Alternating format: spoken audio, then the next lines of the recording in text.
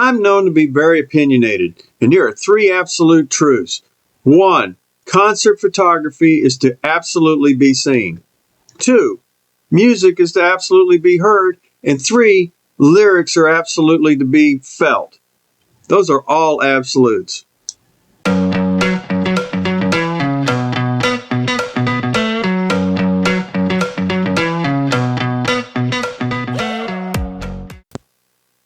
Happy New Year, everybody. I'm Robert Maxfield. I'm a concert and music photographer in Dallas, Texas, and we're going to cover absolutes today, so let's have some fun.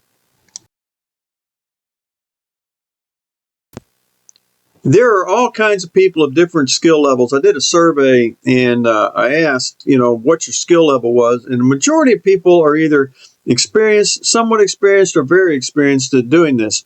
There are some people that are starting out. They use their cell phone. I got a new cell phone case. They use their cell phone to take photographs. And those are some of the people that you worry about, because what's happening is they'll take 100 cell phone pictures of a concert from out somewhere, wherever they're at, and then turn around and it'll sit on their phone for like a month or 2 months or whatever. And then they'll say, oh, I need the space back. And they'll destroy those photographs and be done with it. And you're going, nobody ever saw them. Why did you do them? What do you have? What's the purpose?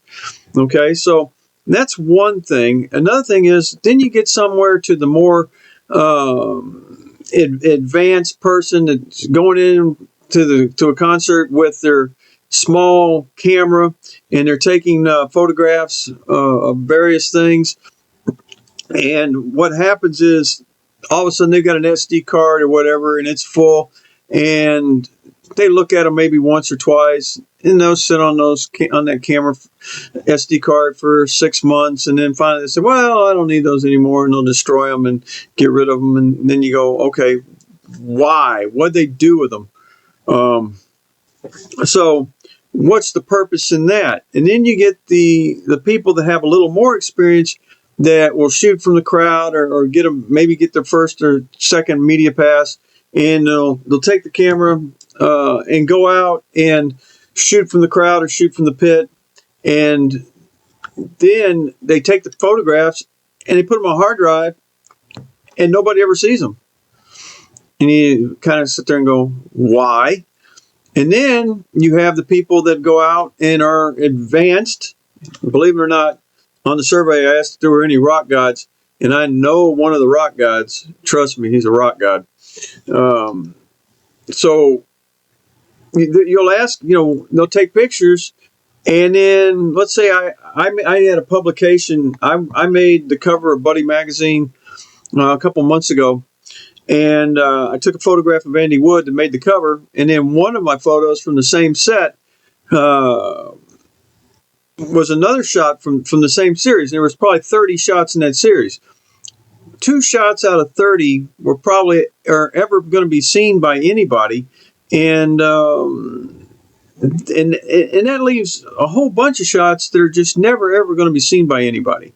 So then I have to ask myself, okay, how much space am I taking up on my hard drives, and how many photographs have I actually taken of people that are really pretty good that nobody's ever going to take a look at or ever see? And that's when I'm getting ready to start a project to change. Let me tell you this. I am not saying take 1 or 2 of your photographs, archive them, and destroy the rest. Far from it. There's a lot of times what I will do is I will use some of the photographs. I'll revisit a folder full of photographs, rework them a little bit, and then I'll have somebody call me up and say, hey, do you have a photograph? That's exactly what happened with Andy Wood. I took Andy Wood's photo in May, and I wasn't contacted till September, and they said, hey, do you have a picture? And I said, yes, I do. And they said, okay, let me see what you got. I took the 20 or 30 that I'd done, sent them to them. They looked at them. They said, I want this one and this one. We said, okay, great. And we were done. Okay, so don't destroy your photographs unless, pardon me, I got an itch, unless there's something really, really, really reason to do it. I mean, there's no reason to do it. But that's the first thing is you don't want to destroy anything. So let me tell you a little bit about the project and what I'm doing. And I have got 50 frames that I have put around my studio here. Some of them you can see in the background that you've seen probably for months that have the name of the person that I'm photographing. It'll have the event on them. It may have the correspondence between myself and the artist, or the venue, or myself and the artist and their management, or people like that. It may even have some of the things like the media credentials that I was given put on them. As you can see in the upper corner over here, there, you can see the one Aaron Watson. You can see the sticker on it. So what I'm doing is I'm taking as many of these as I can, and I'm framing them and I'm putting them out so people can see them. And then what I'm going to do is I'm going to go and order probably half a dozen portfolio books that I use, and start printing out some of the photos from some of the concerts that I've been. I don't have room to put Jeff Lynne from ELO and Ted Nugent and Steve Perry and Rick Emmett from Triumph and Wanda King, and I just don't have room on the walls. But I still think somebody has got to be able to see and know that these photos actually exist. And that's part of my project. It's going to take a long time. Also, on the backs of all the photographs and the frames, I'm going to write who the person is and when I took the photograph. That way, if anything happens, somebody can take the photograph and look at it and say, oh, this is Caitlin Butts, and this was taken in Plano on this date, and this is what this is all about. In fact, it was March 23rd, so I'm looking at it right in front of me. But see how that works? That's kind of handy. So that way people know who these people are and why it's important. And I mean, I've got some photographs. I've got 18-time Grammy winner Bobby Sparks. I've got Orianthi, that played lead guitar here for Alice Cooper. I've got Ray Wiley Hubbard right above me here, and Derek St. Holmes, who played with Ted Nugent. And I've even got a photo of Ted Nugent back there somewhere that, I need to get. I got Van Halen, Eddie Van Halen and David Lee Roth. I need to get some of these things out, and I want them to be looked at where people know they're there and people can see them. And if they appreciate them, that's even better. But that is the first thing that's going to happen this new year. The second absolute truth is, I really don't care what genre of music you listen to, but listen to the music of the people that you're photographing. It gives you a better appreciation for what they do. And I've shot everybody from Adam Ant to Yes, and there's a big difference. I've shot deep country, Texas Red Dirt, heavy metal, Blue Oyster Cult. I've shot a little bit of John Denver. I've shot a little bit of everybody. And when I do it, I want to have a little bit of familiarization with the music that they produce. It helps you out quite a bit, and it's fair. It's only fair to them that you know a little bit about what you're going to hear.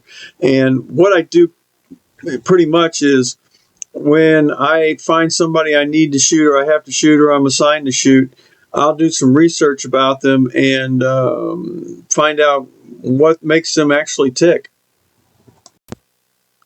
And the last absolute truth is the lyrics should be felt. And a couple years ago, I had a real great honor. We went to see A.J. Croce, and I was a big fan of his father's, and I thought he was probably one of the best storytellers in music that I've ever seen, and I'm a great big fan. Appreciate the music that you're hearing, and the lyrics should hopefully set somewhere inside you that you appreciate them. I mean, I don't care if it's Ted Nugent or Metallica or whoever. As long as you're enjoying what the lyrics and the music and all that combination is, that's a big plus. recently, I think last year, I was honored to shoot Ray Wiley Hubbard. And from a distance, all Ray Wiley Hubbard's music sounds exactly alike if you don't hear the lyrics. I know, I found out about it. but anyway, he's an awesome storyteller. I mean, the words, I've heard him play one of rock and roll, and I've heard Cody Canada do the same thing, do his song, also do a cover of it. It's awesome. And I've also heard Snake Farm. The lyrics and stuff, or the stories, the things are just amazing. But those are the things that are absolutes. The absolute fact that your concert photography should be seen, the music that you're photographing should be heard, and the lyrics that you're understanding and listening should be appreciated. And that's the big three things in doing this whole thing of concert photography. So, like I said earlier at the start of the show, hey, Happy New Year. We're going to start a new year. This big project's coming out, and I'll keep you all advised a little bit about that. Go out and shoot some music, some concerts, have fun and enjoy yourself, and I'll see you next week. Later.